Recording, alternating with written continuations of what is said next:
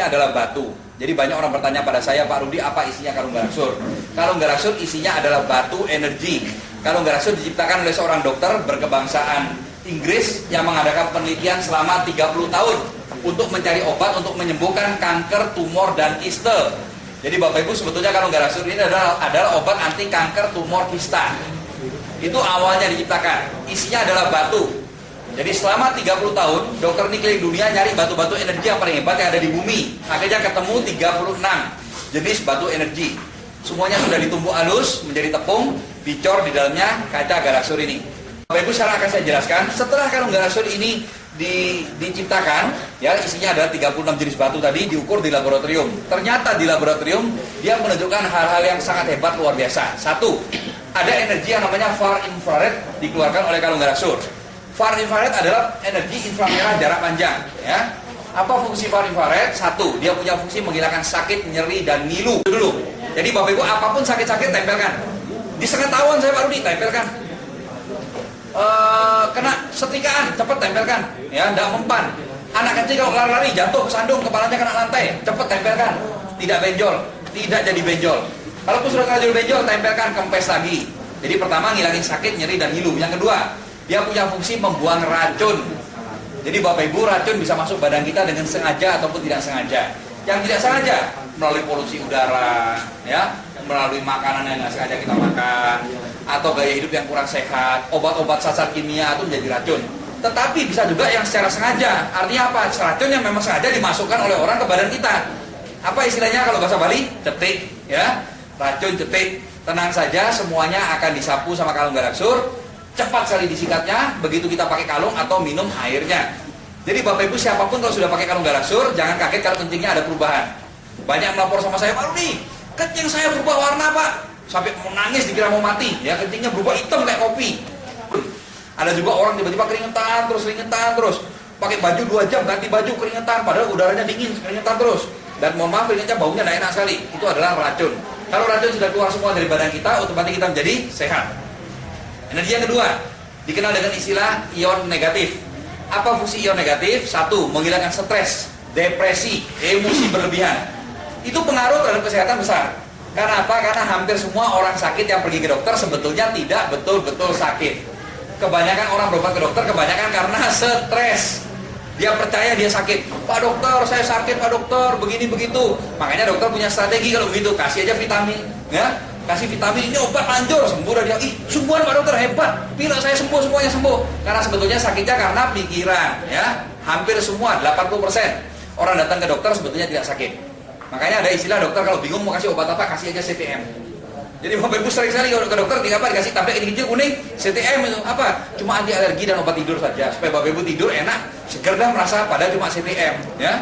Oke. Jadi dia menghilangkan stres, depresi, emosi berlebihan, juga sangat banyak membantu untuk anak kecil yang mengalami autis dan hiperaktif.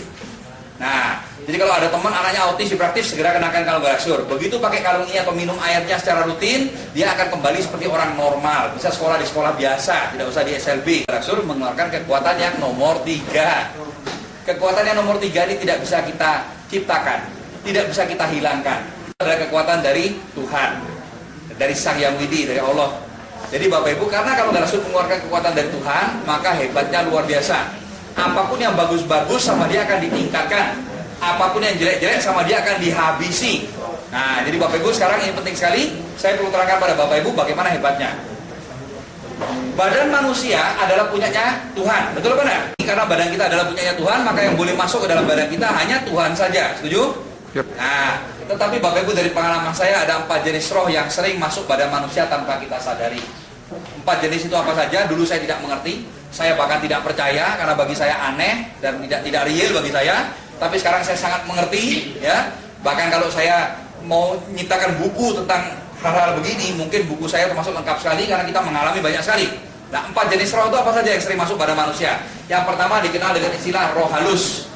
Kalau orang Bali mengatakan dengan istilah wong samar, ya. Kalau saudara-saudara kita yang beragama Islam mengenal dengan istilah jin. Kalau orang bule mengenal dengan istilah ghost atau hantu, ya. Oke. Wong samar bisa masuk badan manusia. Kalau dia berani masuk dalam badan manusia, saya sebut sebagai setan, ya. Oke, jadi yang pertama namanya setan. Yang kedua yaitu setan yang diperalat sama seorang dukun jahat. Dikenal dengan istilah apa ini? Santet, guna-guna, black magic, teluh, tenung. Ini banyak ya. Nah, tetapi dua jenis ini tidak ada apa-apanya dibandingkan jenis yang ketiga. Yang ketiga ini paling berbahaya, berkali lipat lebih berbahaya daripada setan, jauh lebih ditakuti daripada dukun santet, sangat terkenal di Pulau Bali. Apa kira-kira nomor 3? Leak. Bapak Ibu, saya sangat bangga jadi orang Bali. Kenapa? Karena di Bali banyak leak. Amerika nggak bisa, Jepang nggak bisa. Jepang pintar bikin mobil, bisa ngeleak nggak bisa. Orang Bali paling hebat, betul nggak ada? Tetapi Bapak Ibu, sebelumnya perlu saya luruskan dulu. Ilmu pengeleakan sebetulnya tidak jahat. Leak itu sebetulnya baik. Itu adalah ilmu yang sangat tinggi. Ilmu turun-temurun masyarakat di Bali yang diciptakan oleh leluhur kita untuk mendekatkan diri kita kepada Tuhan. Ilmu pengeleakan adalah ilmu roh. Karena Tuhan adalah roh, maka kita mempelajari apa itu roh sehingga kita bisa komunikasi dengan Tuhan.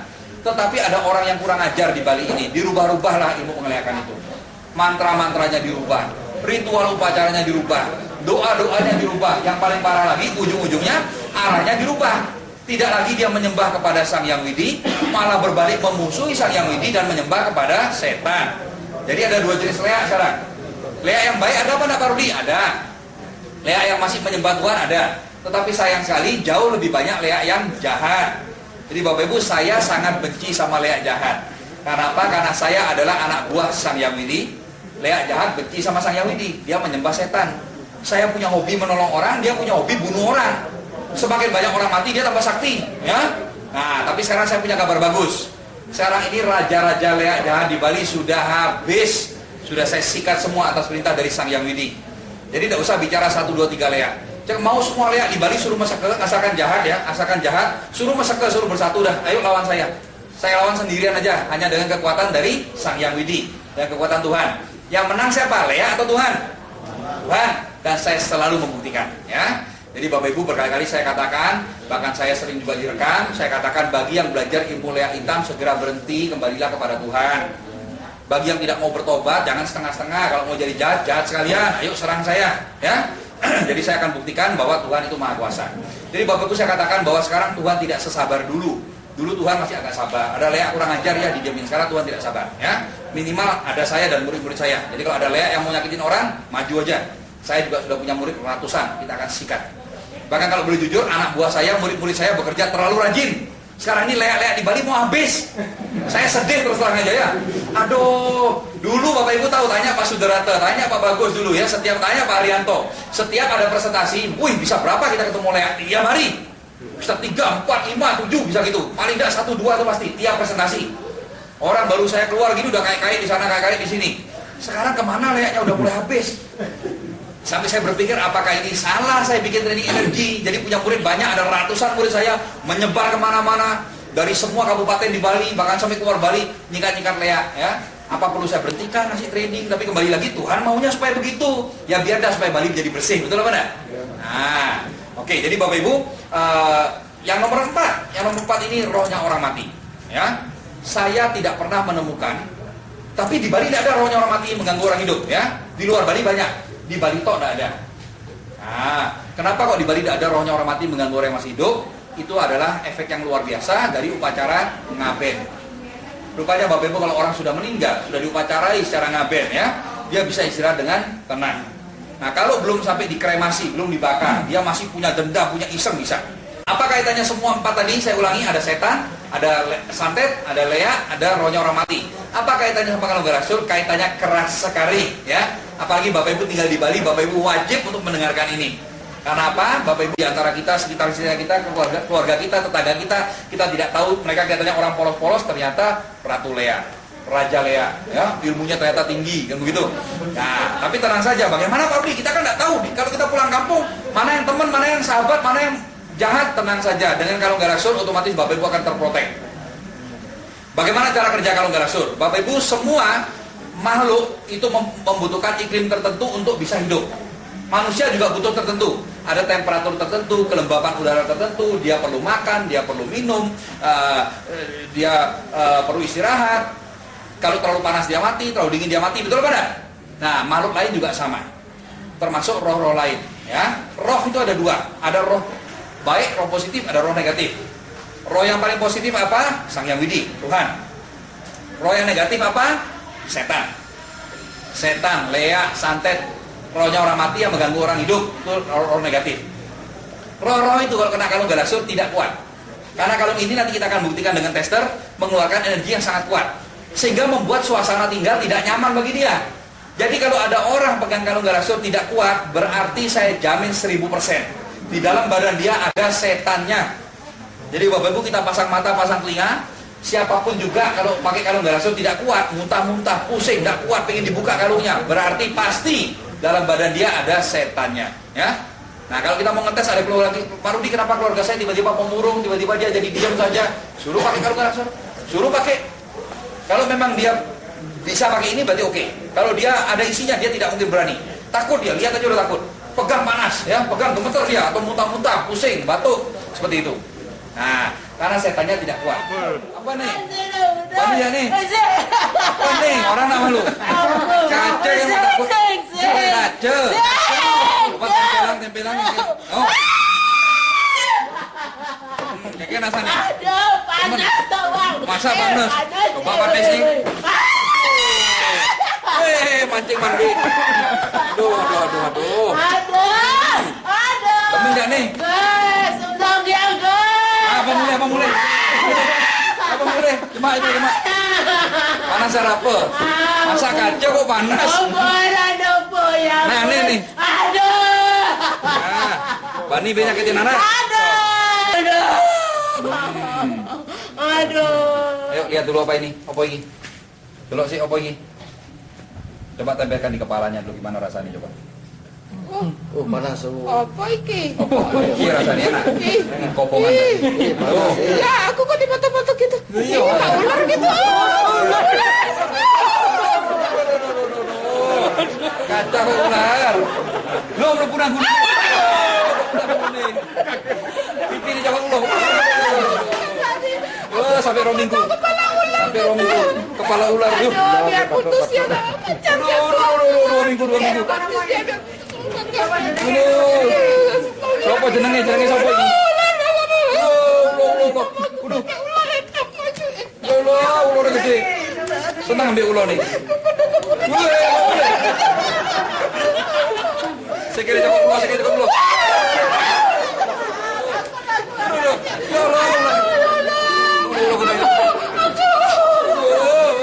Kalau ada kejadian demikian bagaimana?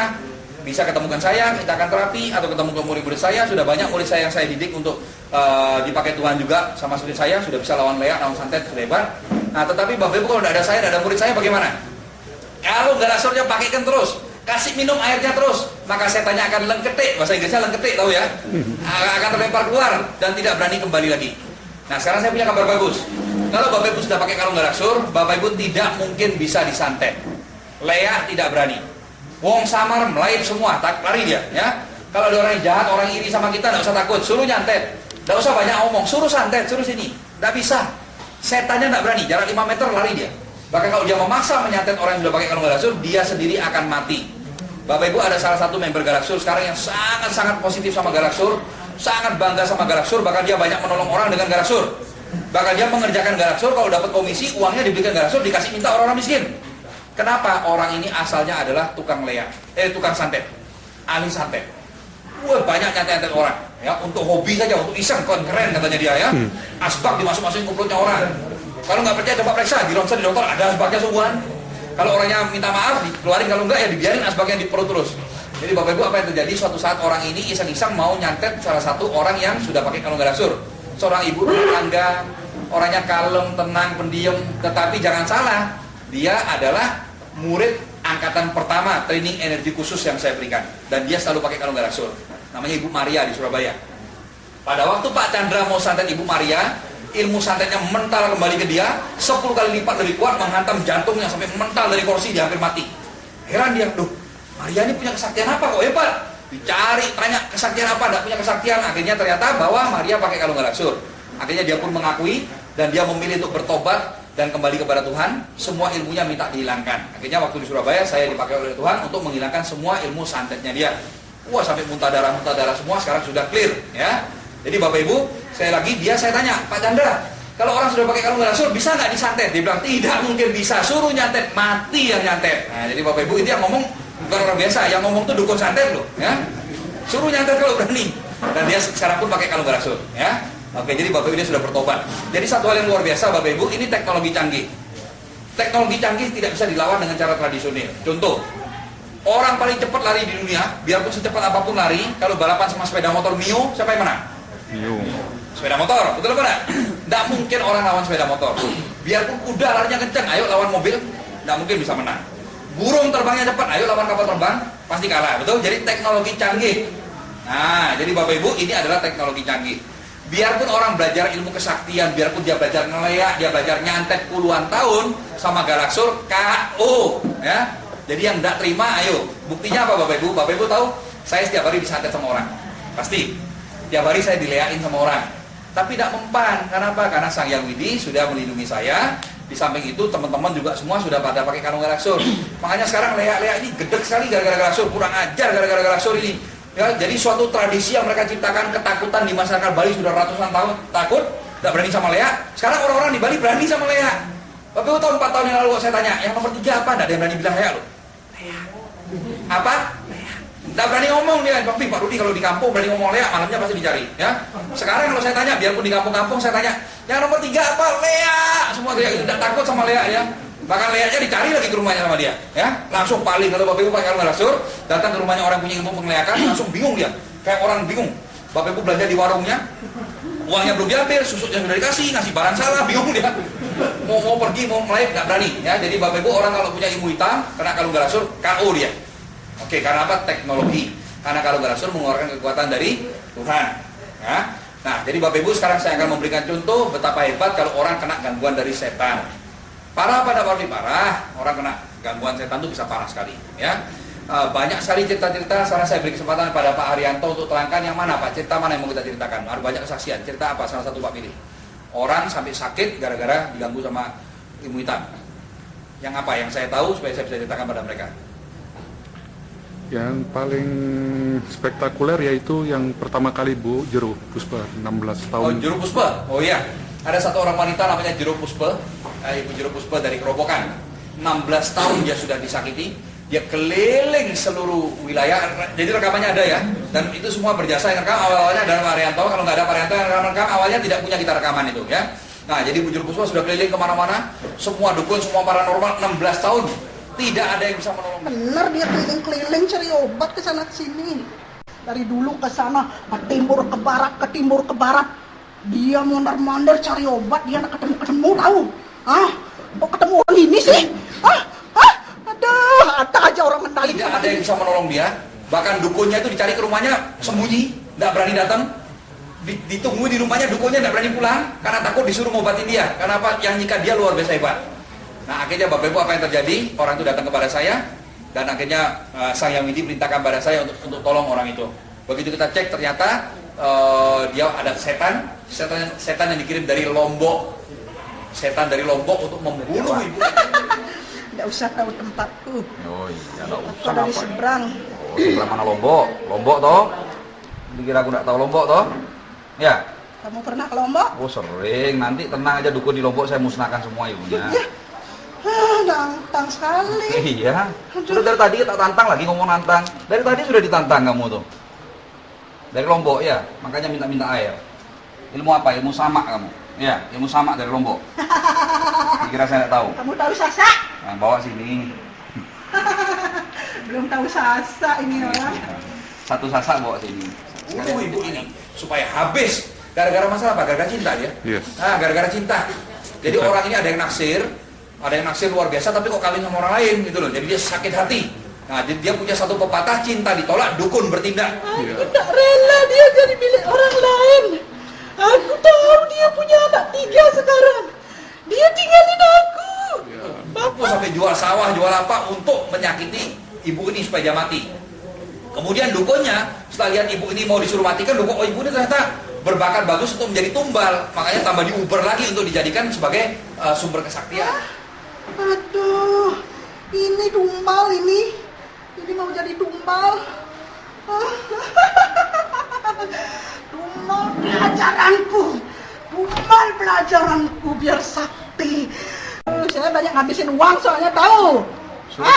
Sekarang keinginan saya tidak tercapai. Oh, tidak mungkin. Uang saya habis, tanah saya habis. Iya. Kakek bikin orang ini gila. Makanya lumpuh. bertobat, Kamu tahu itu? Apa yang terjadi Bapak Ibu setelah kita sikat? Wah, dia teriak-teriak manggil bosnya di Lombok ya. Dia lapor-lapor, ternyata Bapak Ibu mohon maaf, tokoh-tokoh agama palsu lah ya. Dibilang tokoh agama kok nyakitin orang kan gitu. Usir. Ini saya sudah diusir, itu diusir. Pak Kiai dia kuat sekali. Ini kuat sekali. Udah aku minta ampun dia. Nah, setelah kita sikat jebret atas nama Tuhan dari Allah, dari Sang Yang Widi, maka sembuh total, sudah sehat. Salah Tuhan memilih kamu cerdas sekali. Cerdas sekali.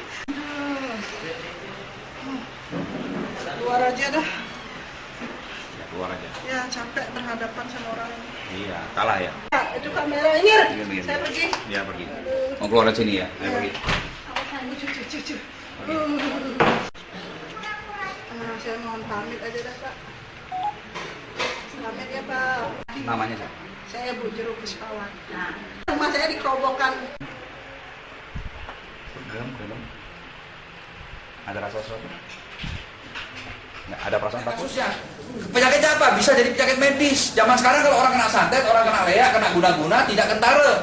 Penyakitnya bisa seperti penyakit biasa. Bisa jadi penyakit kedokteran, ya, tapi ciri-cirinya apa? Susah sembuh. Diobati sama dokter tidak sembuh-sembuh, itu ciri-cirinya.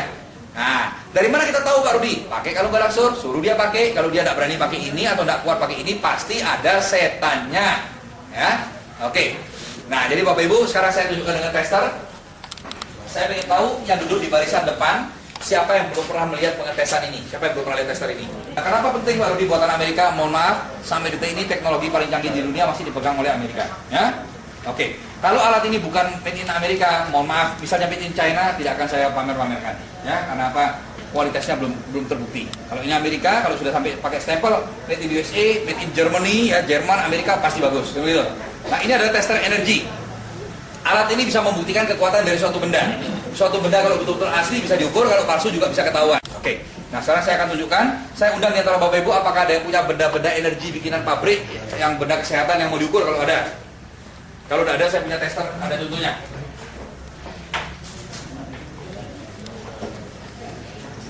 Sebagai contoh, ini adalah sebuah gerang magnet atau kalung magnet semacam ini. Bapak Ibu sering lihat orang pakai seperti ini kan? Ya, ini harganya 2.200.000. Akan kita lihat ada kekuatannya apa enggak, ya. Jadi saya minta tolong Bapak untuk menjadi saksi. Kita letakkan di sini bendanya. Nah, sekarang saya hidupkan alatnya. Alatnya nyalakan, hidup. Timernya bawa tengah-tengah, set. Kita lihat angkanya 2 menit. Oke, apa artinya 2 menit? Timer di setting 2 menit, nanti dia akan hitung, setelah 2 menit dia akan berhenti. Yang bulat di belakang adalah sensornya. Benda apapun mau diukur harus tempel di sini. Nah, sekarang ini betul-betul saya tempelkan di atas ini. Betul-betul pas kena di lingkaran ya Pak ya? Iya, sekarang saya nyalakan. Nah, agak geser, saya cek lagi. Oh, masih pas. Iya. Dia berbunyi tiridit.